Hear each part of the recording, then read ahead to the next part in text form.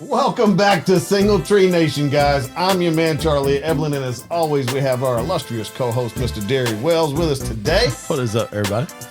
As y'all know, we are on a mission to build community through some digital storytelling, and I gotta say, today's stories are going to be lively. Lively.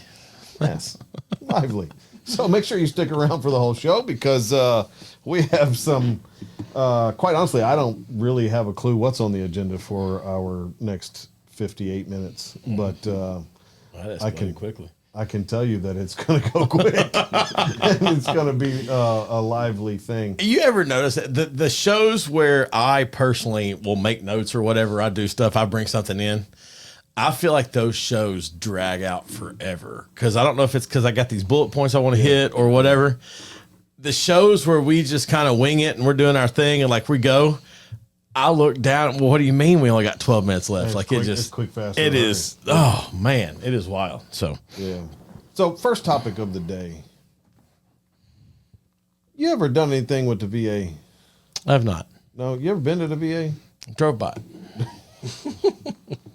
That's about as close as I think anybody ever should come I will to say it. this. This is my only interaction with the VA.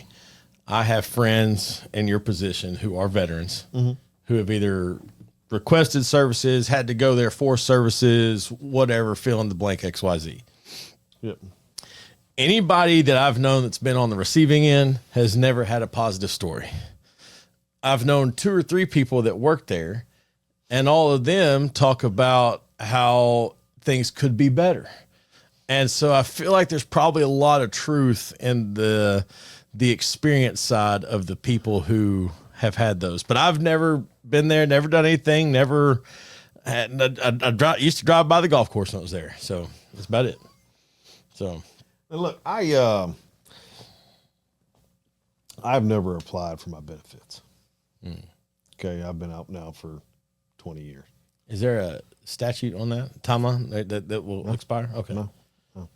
And so I've applied for my benefits, and so far it's been a very lengthy process. Sure. Like I applied a couple months ago, and I'm just now getting to doctor's appointments.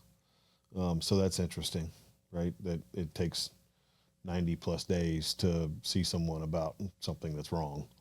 You know, thank the Lord I'm not dying. You know, because I would have been. Can I, and this is going to be, can we not streamline this process to where you're medically discharged, you automatically get some sort of benefit or like, right? I mean, would make sense. You were medically discharged. I mean, that's, it's not like the guy who later on, you know, I think I'll pick it up. Like, and they had to cut my foot open twice. Gosh. That's, ugh. You know, so I would think that it would be a pretty cut and dry process. Right. But, you know, look, we have someone that has been on our show, actually, who, when they were medically discharged because they only had one leg from being blown up and got out, they were still not 100% disabled. Like, that's impossible to me.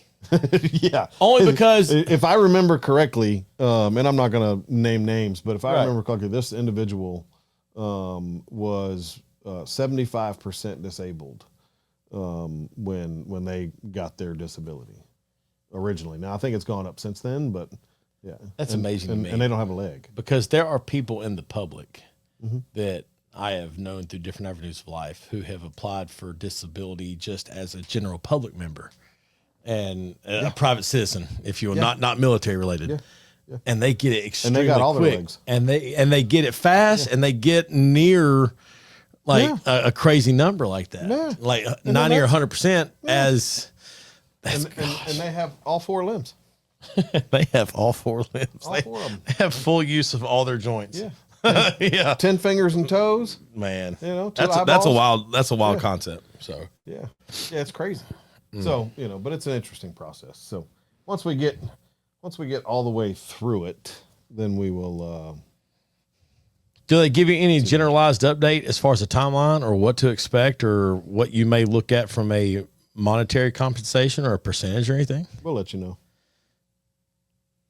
Like you'll let me know off air, or No, that's what they tell you. oh, that was their response. We'll let you Yeah, know. we'll let God, you know. what awful, man. Yeah. Like of all the stuff that, because, and here's my thing. Military people never get enough respect to me. Look, I walked out of the doctor's office this morning and she said, "All right, that's it." And I felt like I knew less When you went after in. after the event than I did before.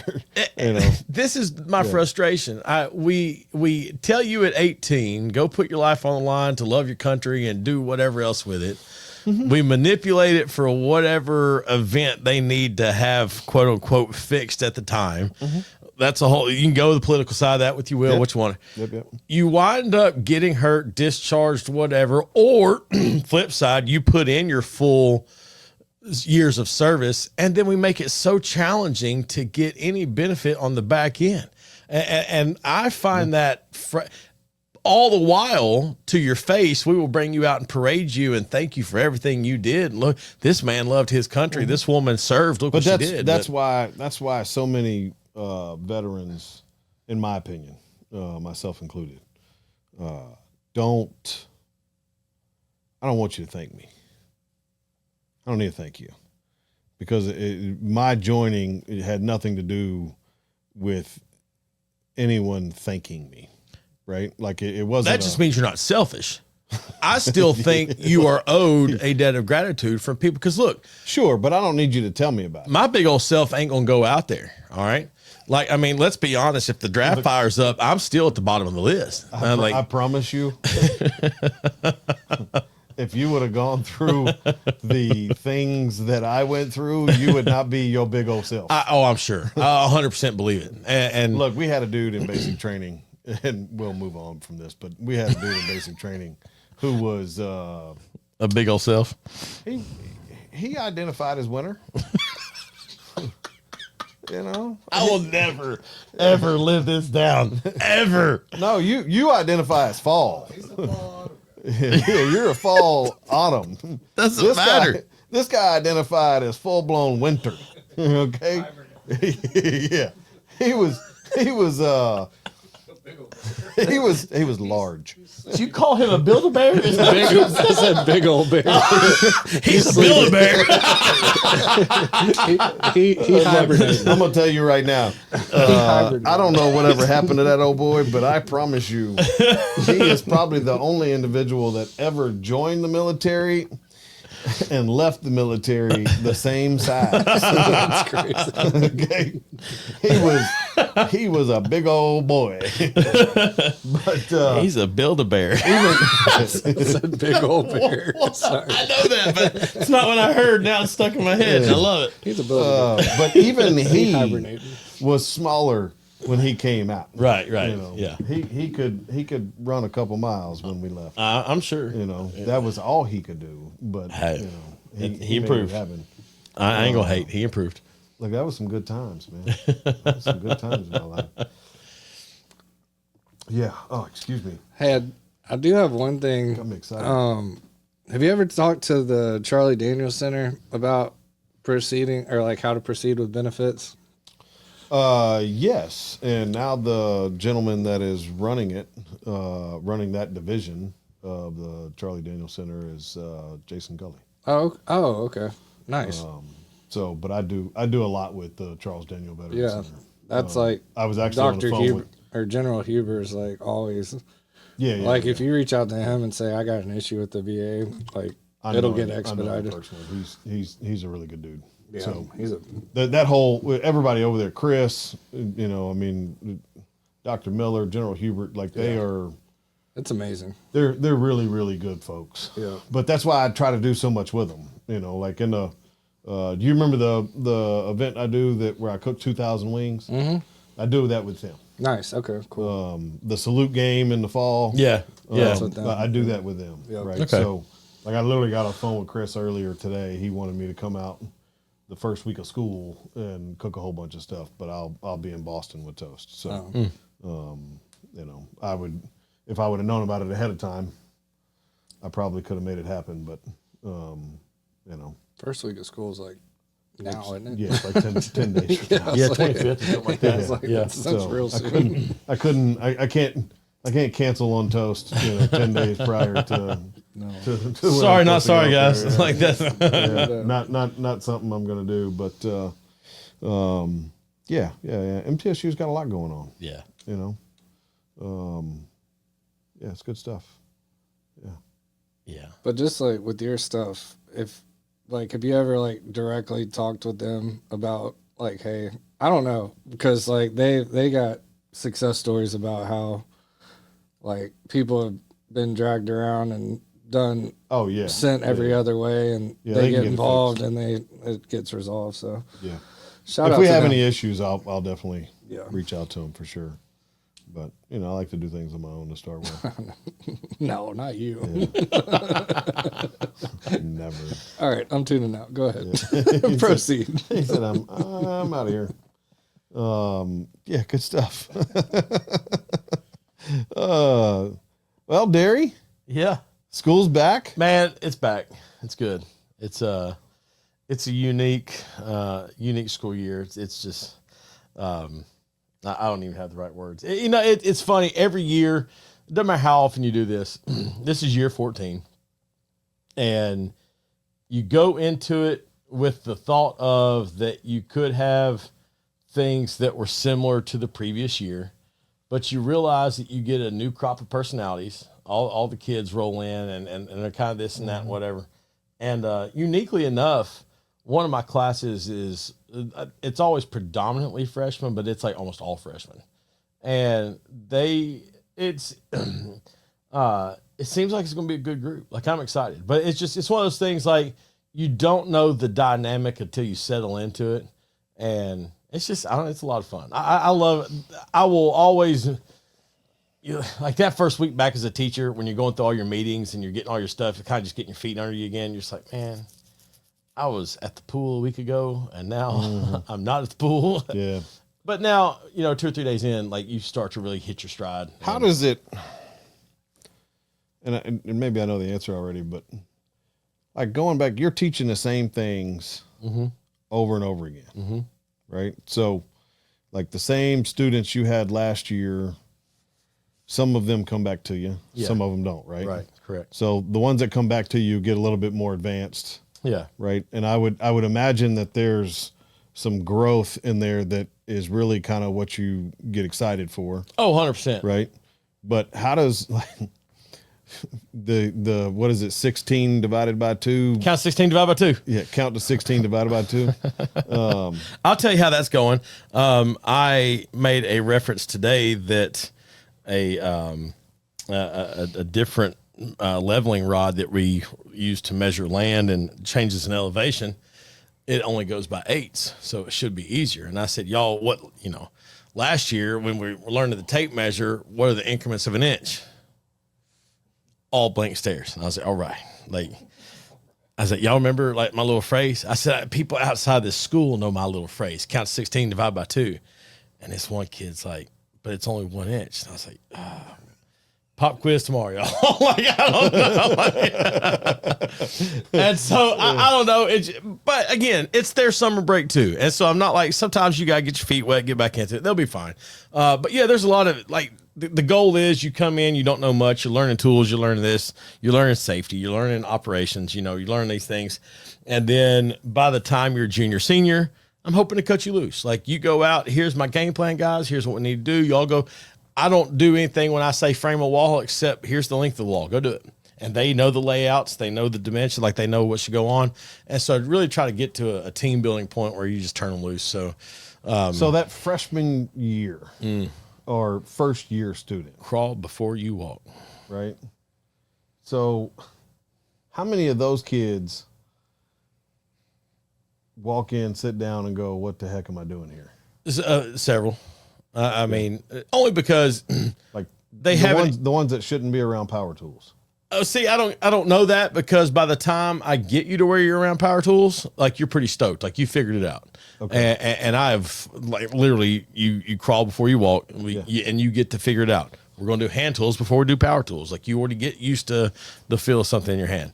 The challenge is the gap of kids who I've built something before, uncle, dad, whoever, grandpa had me in the shop, versus I know what a hammer is, but I've never swung one. Like and so to start trying to get them all on the same page.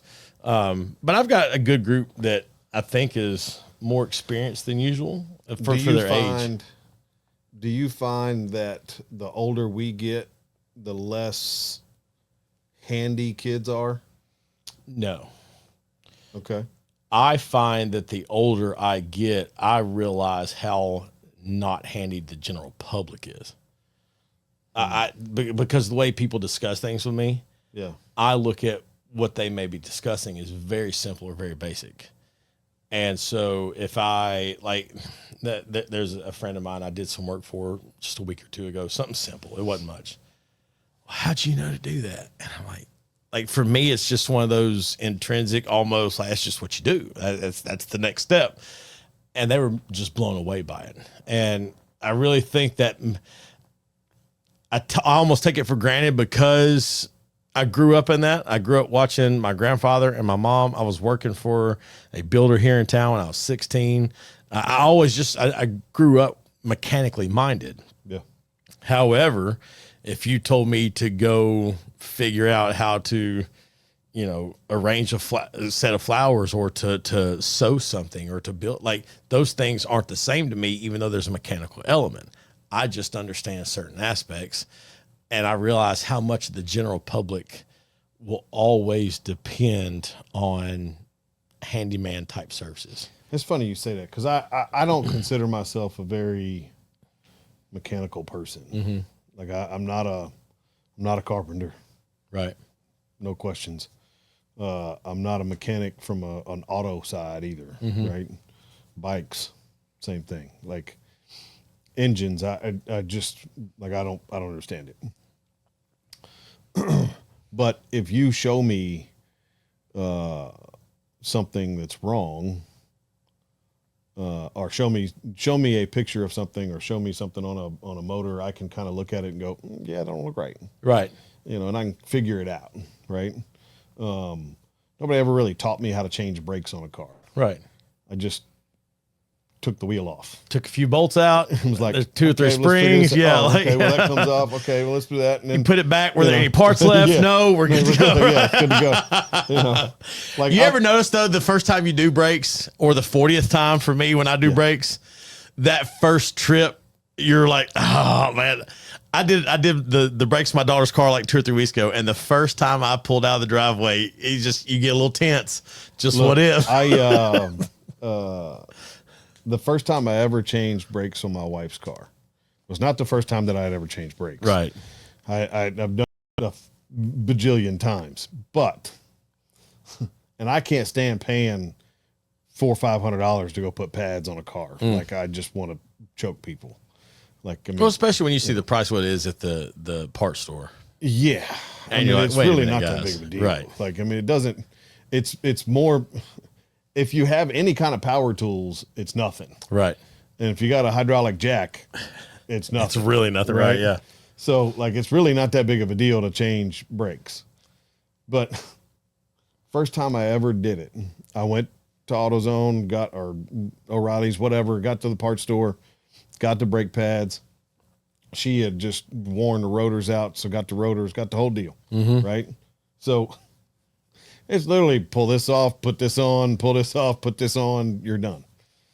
And I changed all 4, all the way around. And she wouldn't get in the car. She was terrified. She was like, how'd you know how to do that? I'm like, I've done it before. Like it's not really that big of a deal. So that goes to what I'm saying. Yeah. The general public doesn't have a concept that there are people that are so mechanically minded that like we're already there. yeah. And so you do that, and she's like, but you didn't take it anywhere. You didn't pay someone to do the job. So how do I know it's right? Yeah. Because you don't have a set of initials or letters after your name. Mm-hmm. And I completely get that. But I also realize that for myself, like I think about the amount of money I've saved over the years, whether I've put down floors or changed out, whether repaired things, that kind of thing. And the concept that every now and then I consider, well, I really think I'd just pay to have that done next time, and I can't bring myself to do it. The only thing that I wish I would do that I don't do is change oil. Mm-hmm. That's every time I go get my oil changed, it irks the crap out of me. And it's not that I can't do it. Right. It's they are efficient though. You're paying for the efficiency there. Yes. Yeah. But like the time it would take me is going to be twice as long. Right. If not longer than that. Right. And if I take it to the dealership, oh Lord. Right. But then you got to recycle the oil. But you got to find somewhere to dispose and all that. You got to dispose the oil, put all that stuff and clean up. And where are you going to store it until you can take it somewhere? 2-liter bottles. Yeah, you know what I mean? But that's that's the only thing I wish I could do. Right. That I don't do. But at the same time, I mean, how much more do they really charge you? You know, I mean, what's it cost you? $100 to get your oil changed? Thereabouts. Of course, I remember when it used to be $29.99. Yeah. Now look, I will tell you, my next house, I will have a place to be able to change my oil. Yeah. Because I drive a diesel. Yeah. And you paying the money for it. It's $400 or $500 to get my oil changed. Yeah. You know, but you're also changing fuel filters out, and it's a little bit more complicated. It's a little bit more complicated. It's also a greater amount. Like there's they're going a through lot the of oil system. in it. Yeah, So, it sure is. But yeah, it's good stuff. You want to take a break? Yeah, let's take a quick break, and then we'll come back and dive more into the exciting week of school starting back. She was about to sign. The payments looked fine until I ran the numbers. They were overcharging her by $5,412. One call later, we flipped the script. Better price, lower rate, $5,000 saved. This happens every week. Before you sign, call me. The 615negotiator.com. I find what they don't want you to see. Welcome back to Single Tree Nation, guys. As always, we have our illustrious co-host, Mr. Derry Wells, here with us. I'm sorry. I looked at the monitor and I was like, he forgot we're coming out of break. Like you lifted your head like, oh yeah. Like we just I was paused for a minute. I was honestly thinking about that. Oh, I love it. I was looking at, we have the Detailed Donkey has joined us, or had joined us, on our live here. And for those of you that are watching, we are going to do this every Wednesday from now on. We are going to go live from the show. Probably not going to post it.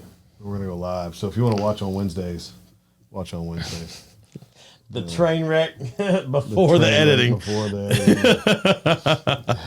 editing. the true show that you don't get to see on YouTube. That's fun. Yeah. That is fun. Man. It is fun. Stuff. So we're back in school. School sports have started. Technically Monday, but yeah. Starting. Yeah. The season officially begins next week for various ones. They've been practicing stuff. Football's back in full force. Yeah. The 22nd is the first round of Friday nights. Yeah. So I bring it up. My middle son, Charlie, has started playing on a new baseball team. Mm-hmm. Where we have the Blackman team will start here in a couple weeks, but I think we have a parent meeting coming up sometime soon. But anyways, long story short, we started on a new baseball team this week, and I learned a little bit more about our new head coach. Yeah. And shout out to Coach Freddie. Holy cow, what an impressive dude. I was impressed with the tryout. I was impressed with the organization, impressed with what they do. They're not very big on being loud. Yeah. But they put in the work quietly. Clean, just nothing's flashy. Mm-hmm. Except the work. Walk softly, right? Carry a big stick. Yes. Yeah. And, you hear about organizations like this, and the proof is always in the pudding, Sure. right? So we go to our first practice. In the last couple of years, Charlie has been used to a certain style. And they put in work and they do things and it's great, and nope, not bashing them at all. But oh my goodness, did this boy get his butt kicked?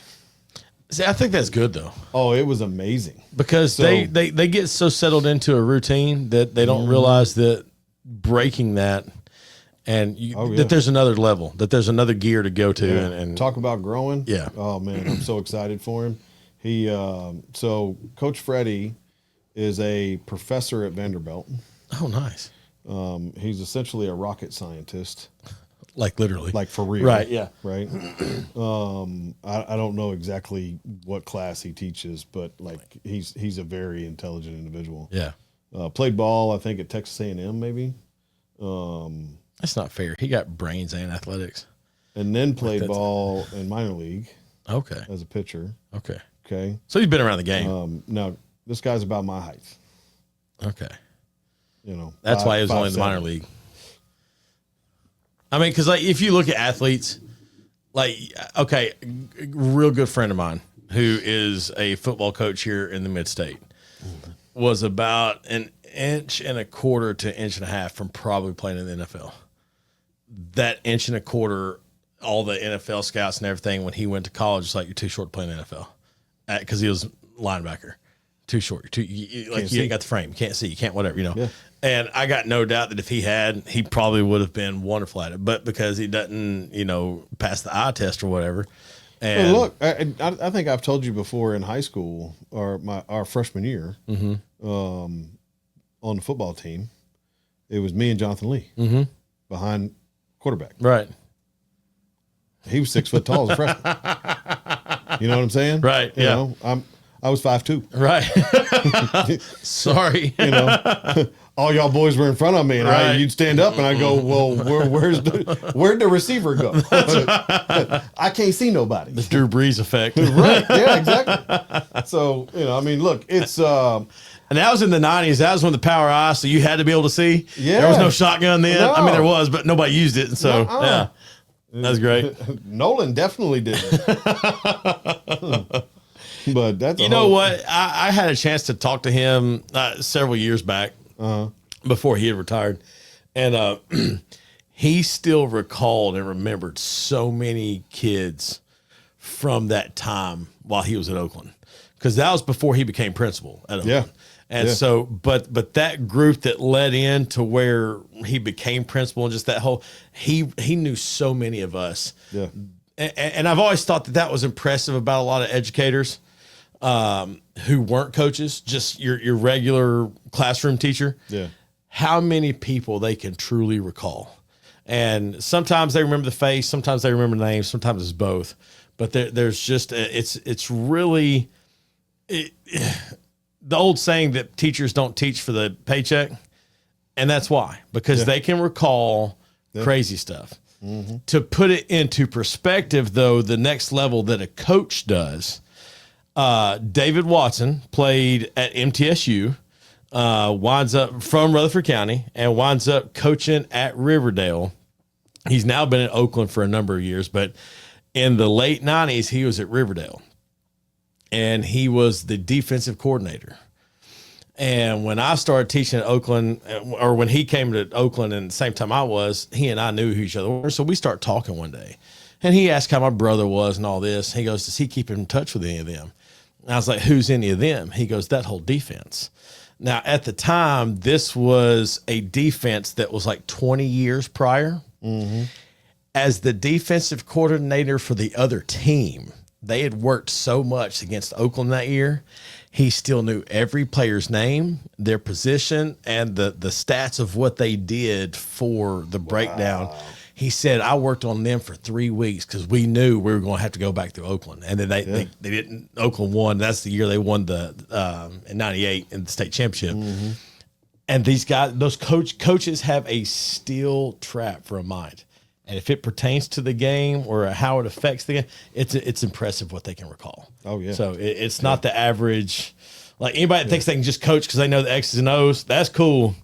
That's not the case. I always thought my dad, so I played golf primarily most of my life, and I always thought it was incredible. My dad, if he watched my entire round, he could recall a shot that I hit on a certain hole and where it landed in the whole 9 yards. And I mean, I'm the one that did it. Right.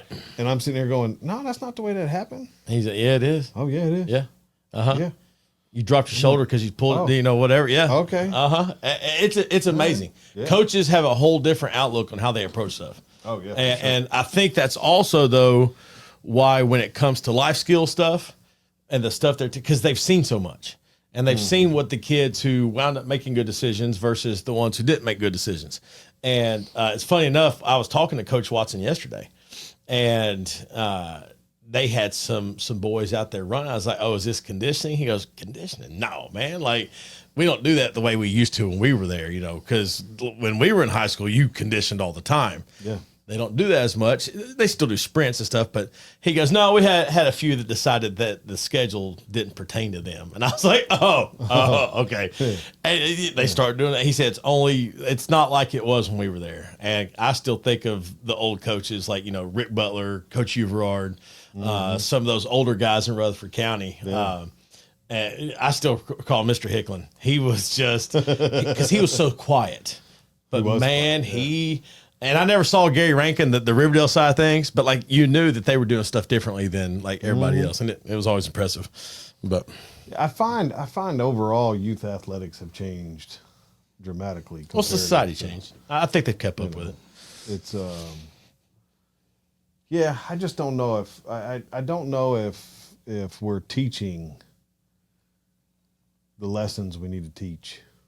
At the younger ages, I definitely don't think we do. In youth athletics, comparative to what we used to. I would love to see some way to say anybody before the age of 11, 12, cut off in there somewhere, it's only fundamentals. I would even go as far as to say before 8 years old, we don't even keep score. We want kids to know the game, to love the game, to have the fundamentals of the game. Because like you see some of this stuff on social media now where you got 9-year-olds with their walk up to the bat, and it's the wrist, whatever. They got sliding gloves and $180 sunglasses, and they got the gear top to bottom. Oh yeah. And you go out there, but you can't field a ground ball. Like, you know what I'm saying? You know what I'm saying? Like, it just is. I would love to see that return to just the true essence of the game. Look, one of my favorite things to tell people all the time now is Charlie plays baseball. Yeah. And I don't care who you are. A $500 bat ain't gonna fit a $5 swing. Right. That's it. Just not gonna happen. No. Right? It's not. You go spend $500 on a helmet. That ain't gonna fix your bad blocking. No. It's just not. It's not gonna fix your hands. It ain't gonna fix your feet. It ain't gonna fix you not going to the gym. Me and my buddy, we coached when our boys started playing ball. We started at 5 years old, T-ball. And he and I coached together until Jonah was 12. So 7 years. And had the boys, got to know a lot of the boys, right? And there was 1 year, and there was one of the coach pitch years, I know that. There was a young man, and I'm just going to use Craig. That wasn't his name, but it's close enough. Craig I don't think he wanted to be on the field, but mom and dad were excited for Craig to be on the field, right? Oh, yeah. Yeah, that happens quite often. Craig showed up. Now, keep in mind, we're like 7, 8-year-olds. And Craig shows up. He's got gear top to bottom. And we don't know anybody. And Craig is out there doing what kids do. He's just kind of playing, having fun. And we get him caught up. Well, we get to game day. And coach pitch game days are a little bit different, right? Like it just, you're on the field, you're helping out, whatever. Yeah. And this is game 3, game 4, game whatever, out of like 12 or 15 for the season. We're in the field. Kid on the other team hits the ball. Craig is in what we would call left field, but he's where the dirt meets the grass. Yes. Yes. Craig is on his knees. He's the second shortstop. Yes. He has made a 6-inch anthill out of dirt. Uh-huh. And like a can of Fun Dip, puts his finger in his mouth, plunges it down in that pile of dirt, and just licked off the whole thing. Ooh. Other kid has ripped this ball. Craig never looks up. Craig, it misses his head by a grand total of like 2 feet. And I look at our head coach, and he looks at me, and we had to have a talk with mom and dad. I was like, hey, we love having him here. We want him to enjoy it. We don't know that it's his cup of tea. Yeah. Well, he said he doesn't really want to, but we want to push him to finish what he started. And we completely respected that, as I would have done the same thing. About 2 more weeks went by, and they came to us and we're really sorry. He just doesn't want to be here. And we're like, hey, we can still respect it. And at the end of the season, we still invite him to the pizza party, let him do the whole thing. And that but that wasn't his cup of tea. And as far as I'm aware, he wasn't in the league the year after that. So I guess that Fun Dip and that ball going past his head. And I was like, oh no. Look, there's kids, man. Some just don't want to do it. And it's okay. And what kills me about youth athletics today is that goes all the way through high school. Yeah. The kids are on the field, whatever sport it may be, not because they want to be. Right. Because mom and dad want them to be. Yeah. Or dad wants them to be, or whatever. Or dad was, the starting quarterback at MTSU in 78. Right. And his son's going to be the starting quarterback for Oakland in 2028, whatever, right? And I find it almost disrespectful to everybody else around you. Yeah. Because you got a kid on a team that doesn't want to be there, that would be just a pig in slop if he was in a cooking class, or if he was in a construction class, or if he was in a podcast studio, or just out making money, or just because some of them, that's what they want to do, wanting to make $1, right? Yeah. Whatever it is. And yet we throw them into sports, and they do it for 10 years, and out of sure just dumb luck, they've picked up how to play. Yeah. And they're decent, or they're bigger than everybody else, and they can hit the ball farther, or throw it farther, or they can move kids around, whatever. It's funny you say that, because I can remember Jonah. He was playing third base his 12-year-old year. And the way it's set up at Starplex, your 13-year-old year, you drop down to the bigger field. And it's about a 10-foot drop down there, Uh-huh. And he's up there practicing one day, and he looks over and he's watching those kids. And I'll never forget this. We get done with practice, and we're at home or on the ride home, whatever, and he's like, I think this is my last year of baseball. I was like, what? He goes, those kids don't look like they're having fun. And that was the perfect statement from a 12-year-old. Oh, yeah. They didn't look like they were having fun. Yeah. And so he knew he was done. And I've asked him as he gotten older, I said, did you ever regret that? He's not one time. Like, it was exactly, and he just knew, and it was fine.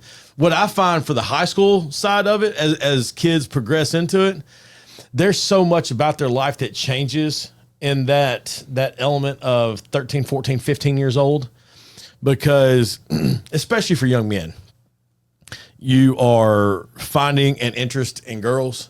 You're getting the ability to drive. You're not always stuck at the house, dependent on somebody else to get you somewhere. You get your first job. You realize you like chasing money. You may just have a hard work ethic, and I want to start my own landscaping business or something. And you see a bunch, I don't say a bunch, but you see a lot of these kids. And I actually had an interaction. I used to have him in class a couple years ago. He played baseball his first year. And as he came on through, he quit. And I was like, y'all good with that? He goes, yeah, parents just told me I had to finish out the year because I started. He goes, and sure enough, what happened? He started driving. And he was like, I had all the freedom then.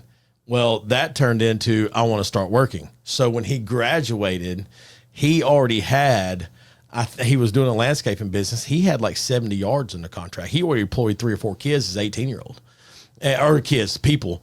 But it wasn't his thing anymore. And so Look, we I tell- mature. there's people out there, there's kids out there that want to play highly competitive sports. Yeah. Want to play at a very high level in high school. Want to play at a high level in college. Want to try to play professionally. Right. There's those kids out there that want to do those things. And then there's kids out there that love football. Yeah. That love basketball, love baseball, golf, whatever, swimming, badminton, polo, don't care. Whatever, they love the sport. They love sports. They're athletic. Right. They like being outside. They like going to the local neighborhood gym and playing basketball all day. But they care less to try to hone their skill and get better. Yeah. They don't want to do that. They just love athletics. They just love athletics. They just love playing with their buddies. Right. And they love the friendship, the relationship Yes, that comes out of it. They yes. love the being able to be out of the house and And still be that's great. active. Yeah, 100%. Great. Put There's a those place kids for that. on the team. Put them on the right team. I tell you, hey, one of my favorite things that I ever did from a competitive standpoint was after I became an adult. I'm telling you, rec league softball is another thing. Like that is, man. And if I hadn't aged out of that, and I say aged out because when I turned 32 and you're starting to pull hamstrings as you're running to first base. But look, there's adult league softball teams Those dudes that are like professional athletes. yes, and They get paid to play. Yes, I mean, there's its own little travel league in that. Yes. Well, I and got a those friend of mine that dudes, does it. they rock. Yeah. I had a friend of mine post a picture the other day.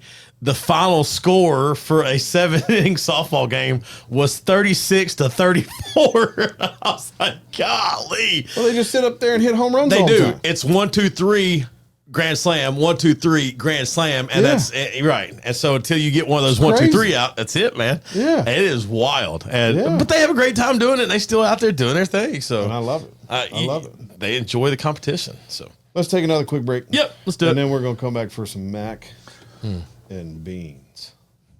What's going on, guys? I'm your man, Charlie Eblin, the owner of Single Tree Barbecue, located right here in Murfreesboro, Tennessee, 2805 Old Fort Parkway. We're open Tuesday through Saturday from 11 until 8 p.m. and on Sundays from 11 to 3. If you want some smoked wings all the way to some Texas-style smoked brisket, y'all come see us. We have some amazing lunch specials during the week and outstanding barbecue right here in the Middle Tennessee area. We can't wait to see you guys. Welcome back to Single Tree Nation, guys. Trent, I'm tired of you giving me an attitude problem when we go to break. He's over there clapping and a snapping and a pointing and a He's yelling like, at me. you better. That's an industry. That's an industry thing. Okay, well, we're playing golf Monday. I'm going to smack Let's you. go. I'm so Are pumped. y'all really? We're bringing that home. It's hilarious because bringing that I home. can't swing a golf club. It's not fair. Come on. My shoulder don't work, I man. know that. That's So, like, I got Trent, Greg, and Michael, and Michael's a stick. Osborne knows how to play golf. Yeah. Hell Michael Osborne. Oh yeah, well Dude, you know Michael Osborne. I Yeah. haven't talked to him in Yeah. I bet 30 years. Not 30, 15 years. But the first He time. comes in the restaurant every Tuesday. Okay, so he You know we played on a golf team together. right. It's all coming back now. Yeah, Like yeah, it makes sense. Yeah.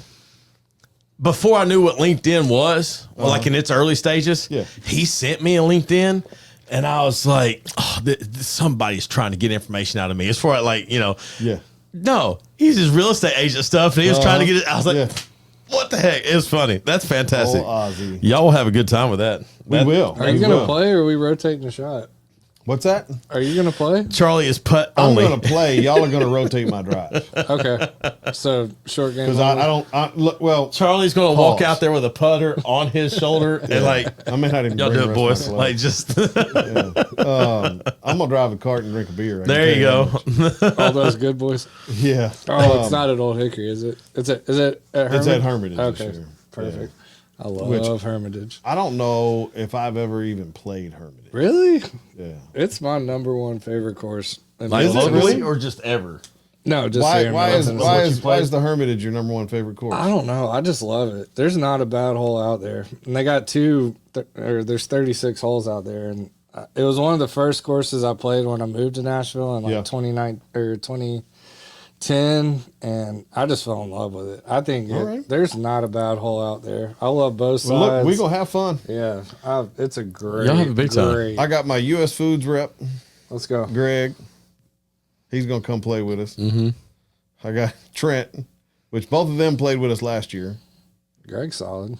and me, who I might. You're as gonna well, make putts. I might Hey, as well all be- time just putter, make baby. putts, baby. Might as well be blindfolded. Just make putts. That's the most important part of a All scramble. time putter. Oh, yeah. If you make putts, We're gonna putt. you're the hero. We're gonna put a lot. Let's go. We're gonna put a whole bunch. That's No, hilarious. very little. Very little. You're just gonna make Everybody them. else is gonna putt first. I'm gonna putt last. That's right. Lock in on that flat stick, we just baby. gonna- That is great. Head still, That is straight back, great. straight through, baby. Let's go. I'm pumped, man. Thanks again for the invite. That's gonna be awesome. It's second year in a row Trent's played with me in this tournament. We came in Last second year, last year. we should have won it. Yep. We're coming with it. Now we got Osborne. We got robbed. Man, I gotta say this. Look, Trotter did good, Yeah. but Trotter's not. Osborne's a scratch golfer, so like he. I love being a B player. Or C. It's so great. Look, I'll be the D player. You I'm are, good with it. because you can only play half the game. One arm, the whole way, baby. Oh man. I say that, but I actually went to the gym this morning, and I did an upper body workout. Uh-oh. Now The man is back. there was no weights on That's any great. bar, It doesn't That's have great. to be. right? But You just need motion at this point. But I got motion in it. Like I could actually push Right. this way. Like that was incredible. You're moving Look at more that. now than Dude, I've seen you that's move in 2 crazy, months. man. Isn't that crazy? Look at that. Let's I'm go, excited. man. Now I put 5 pounds on each bar. No, and it wouldn't go hey, up. So easy. You don't want a we're vanity just- lift. All right. No, I was just trying to see where I was at. You got nothing. Not at 5 pounds. That's where you're at. Yeah, I was not there. No. That's okay. Yeah. That's okay. But look, I did 12 reps like this, and I was like, oh snap, Yeah. okay. I'm back, baby. Yeah, I'm like, woo. Going up to 55 pounds. No, we're still 45. Like that's. Oh no, it was 5, No. not 45. Oh, I thought you just had an open 5. barbell. So that's No, it was a machine. okay. It was All right. one of the open pendulum machines. Yeah. Okay. And they were 15 pounds. That's fair. That's fair. Yeah, Hey, look, 14.7 to be precise. You just did a whole lot more So- than I've seen you do in the past 2 months. So Look, Yeah. I am so excited that I can do something other than legs. Yeah, I don't care if it was one exercise.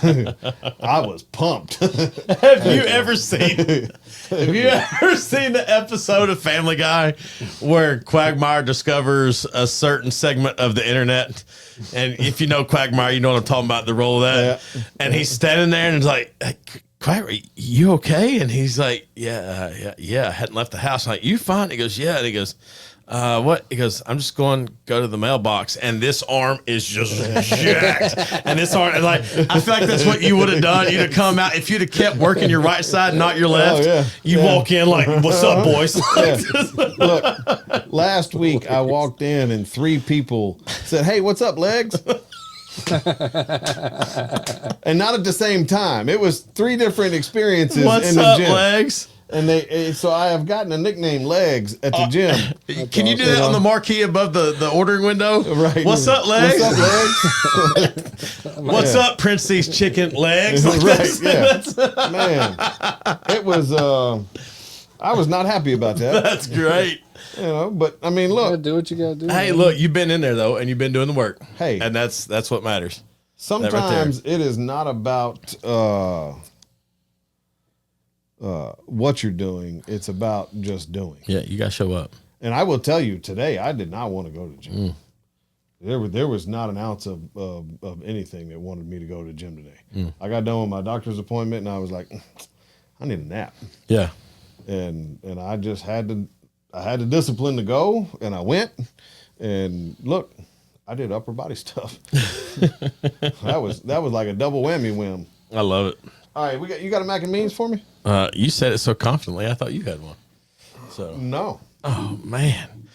No, I do. I was thinking the other day, and my son has somewhere, I guess one of the guys he works with has been bringing in a lot of deer meat. And so he's been like doing these different ways of preparing various sorts of deer steak.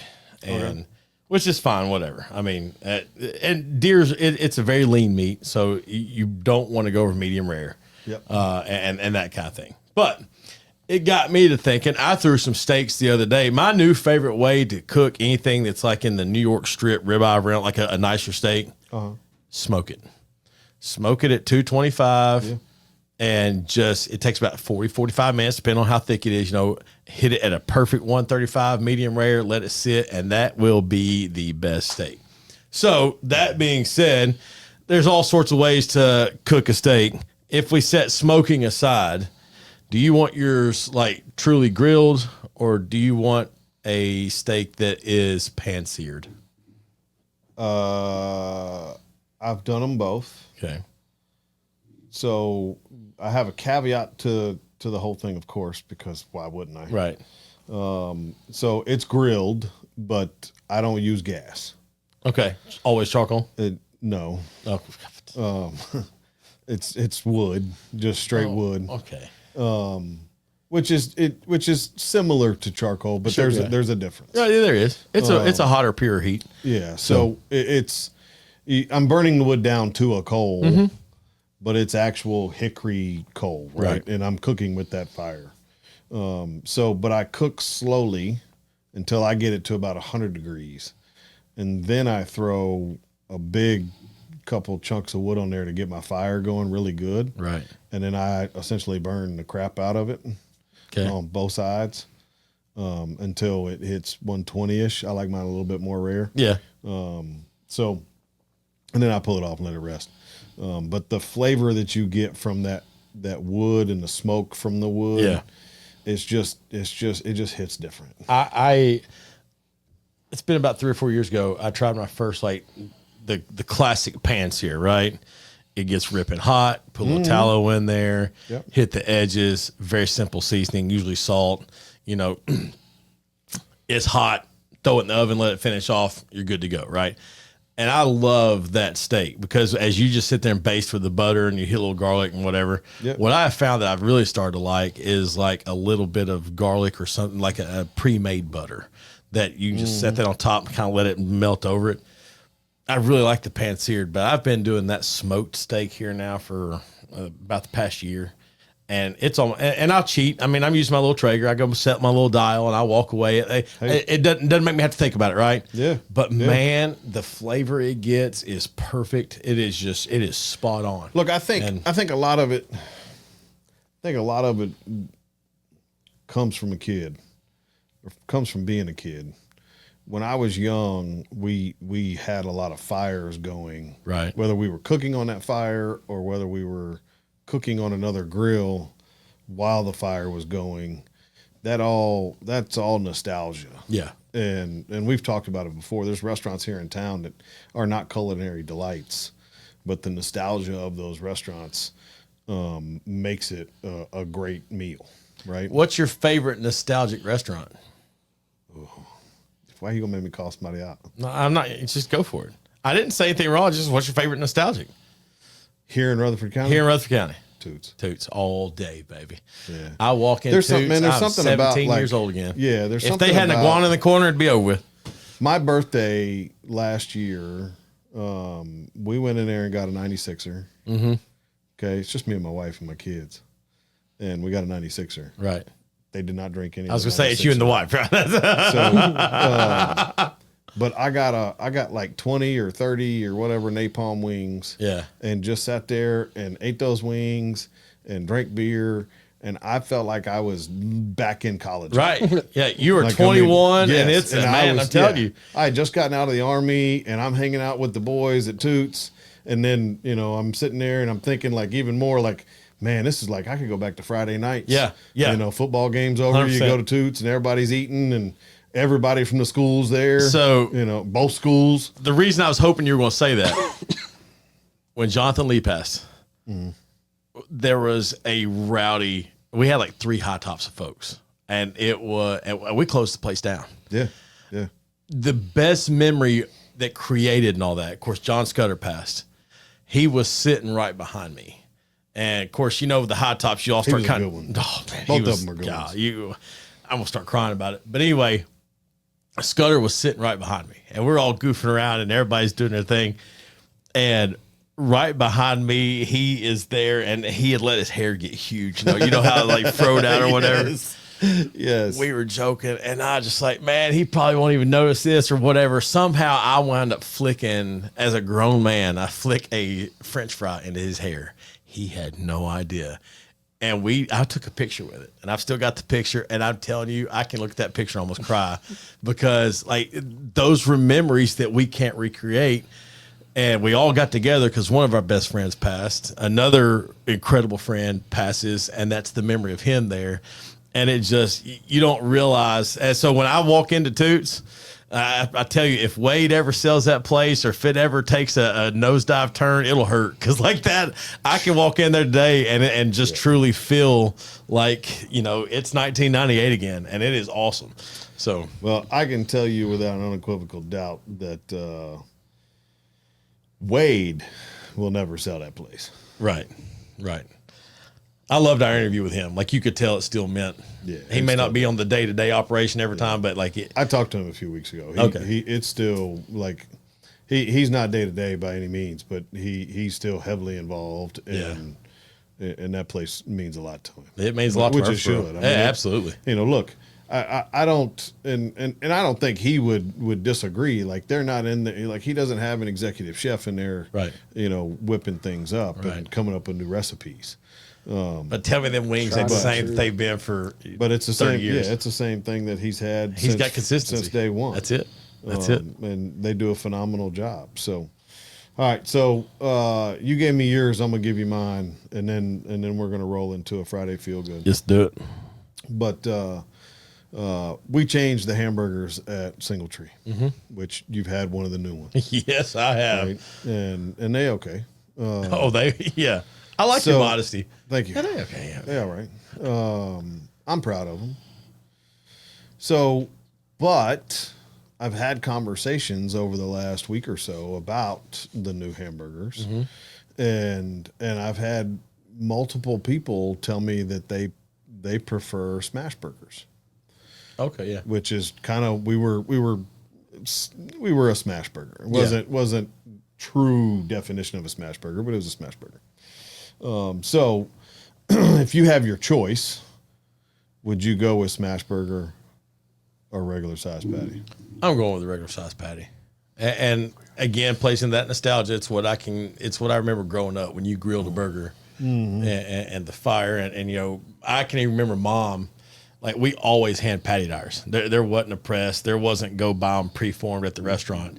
You bought a pound of ground beef and you got the one with the heavy fat content, you know, like it was 83.27 or whatever the number is. And like you patted it out, you had to make it too big because when that fat melted out of it, it was going to shrink down. And like, if it's 80.27, what's the other 3%? I said 83.27. Oh, did you? Yeah. Okay. Take it back, Trent. You can vouch me on this, right? Yeah. All right. So I misheard you. It's okay. No, you're good. You ain't got to You're yell good. at nobody.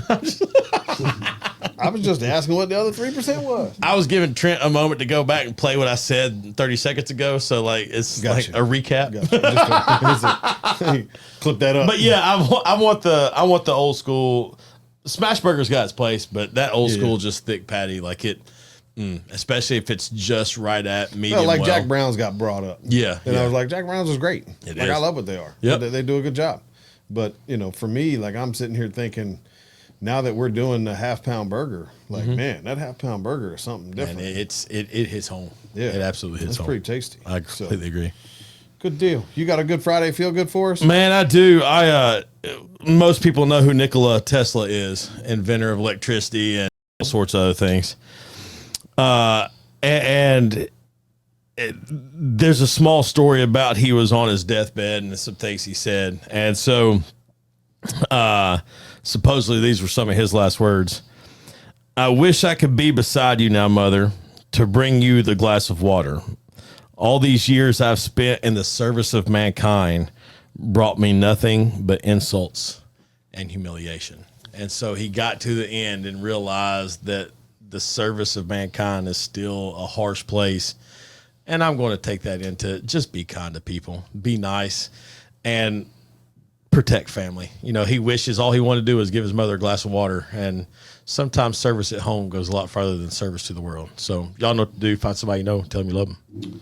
It's funny you have that as a Friday Feel Good this week. So I literally wrote down a quote earlier this week that says, and if you've ever been on an airplane, you'll understand the irony, but put your oxygen mask on and then help the person next to you. Mm-hmm. If you don't take care of yourself, you can't take care of anybody. That's it, man. Right? That's absolutely it. Y'all make sure you take care of people. For sure, as somebody that is very community driven and wants to take care of the world, and make a lasting impact, you got to take care of yourself first. Yeah. If you don't take care of yourself, then you can't help nobody else. So, look, like as Derry says, y'all know what to do, and please make sure you reach out to us.